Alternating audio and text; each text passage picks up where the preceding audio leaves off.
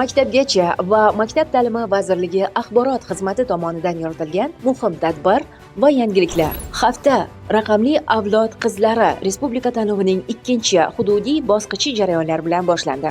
Unda tuman shahar bosqichida eng yaxshi natija qayd etgan qizlar o'z loyihalari bilan ishtirok etishdi. Ma'lumot o'rnida mazkur bosqichda 1,5 ming nafardan ortiq qizlar kuch sinashdi. Yakuniy bosqichda g'olib bo'lgan ishtirokchilar xorijga ta'lim sayohatini qo'lga kiritishadi. Loyiham uning asosiy maqsadi sug'orishda muammosi bo'lgan yerlarda yomg'irdan unumli foydalangan holatda yomg'ir tomchilarini idishda yig'ib va sug'orishda muammosi bor joylarda unumli foydalanish. Poytaxtimizdagi 110-maktabda kelajak uchun xorijiy til loyihasi doirasida umumta'lim maktablari direktor o'rinbosarlari, xorijiy hamda mahalliy mutaxassislar ishtirokida o'quv seminarlari tashkil etildi. Unda loyiha doirasida darslarni tashkil etish uchun ish rejalar va o'quv materiallari haqida taqdimotlar, asosiy va qo'shimcha darslarni o'tkazishda metodik yondashuvlar yuzasidan tavsiyalar berildi. Bu seminarda biz aniq instruksiyalar oldik. Darslarimizdagi materiallardan qanaqa foydalanamiz, bu materiallarni o'quvchilarga qanday qilib yetkazib bera olamiz, hamma ma'lumotlarni oldik. Shuningdek, Pirlist tadqiqoti doirasida o'qish savodxonligini baholash va rivojlantirish mavzusida treninglar bo'lib o'tdi. Tadbirning ochilish marosimida vazir o'rinbosari Azizbek Turziyev qatnashib, xalqaro baholash dasturlaridagi ishtirokining ahamiyati, xususan boshlang'ich ta'lim sifatini oshirishda Pirlist tadqiqotining o'rni haqida so'z yuritdi.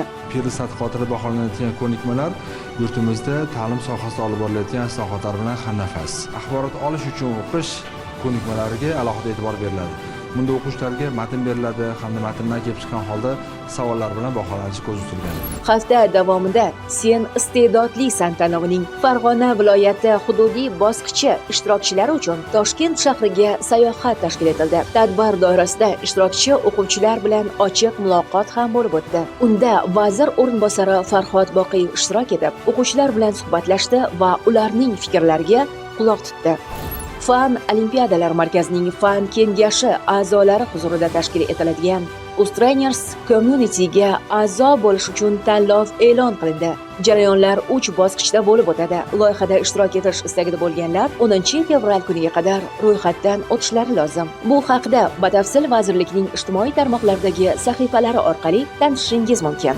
Bundan tashqari, vazirlikda O'zbekiston Respublikasi Qurolli kuchlari tashkil etilganligining 34 yilligi hamda Vatan himoyachilari kuni munosabati bilan tantanali tadbir o'tkazildi. Unda bayram munosabati bilan Qurolli kuchlar tizimiga kiruvchi vazirlik va idoralarning bir guruh xodimlari xalq ta'limi a'lochisi ko'krak nishoni, esdalik sovg'alari, hamkorlik statuetkasi hamda tashakkurnomalar bilan taqdirlandi.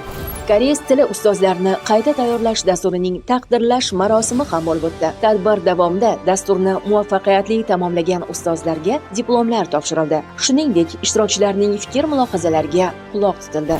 Hafta so'ngida vazirlik markaziy apparati xodimlari va ularning oila a'zolari Harbiy xavfsizlik va mudofaa universitetida tashkil etilgan ochiq eshiklar kunida ishtirok etdi. Unda ishtirokchilar muassasa faoliyati bilan yaqindan tanishishdi. Vazirlik tomonidan amalga oshirilgan ishlar ommaviy axborot vositalari tomonidan ham keng yoritildi. Haftalik dayjestimiz shulardan iborat edi.